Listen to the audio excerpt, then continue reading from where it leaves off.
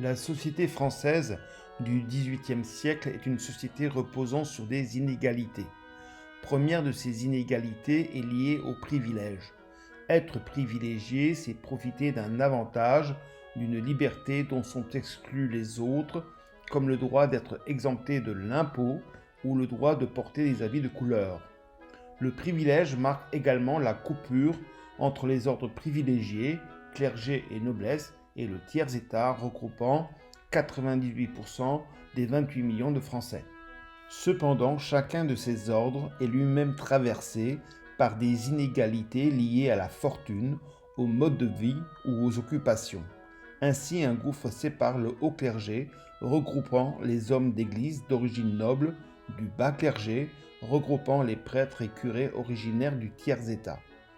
Un même fossé sépare la haute noblesse, où l'on trouve les courtisans et les principaux bénéficiaires des pensions royales, de la petite noblesse de province, dont le mode de vie se rapproche de plus en plus de celui de leurs paysans.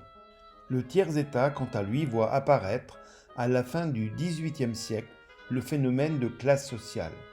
Que ce soit dans le monde des campagnes, entre les laboureurs d'un côté qui, grâce à leur réussite économique, se sont imposés à la tête des communautés villageoises et des paroisses, et de l'autre côté les manouvriers, journaliers sans terre, dont la seule source de revenus reposait sur leur force de travail.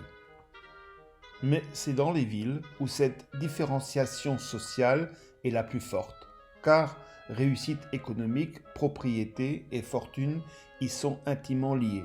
Là, négociants, manufacturiers et banquiers forment la grande bourgeoisie, la nouvelle élite du tiers-État, détrônant les élites d'autrefois, celles des maîtres artisans, qui néanmoins demeurent les grands pourvoyeurs d'emplois et qui forment la petite ou moyenne bourgeoisie. Grande et petite bourgeoisie, dominant la majeure partie de la population des villes, celle des salariés et des domestiques.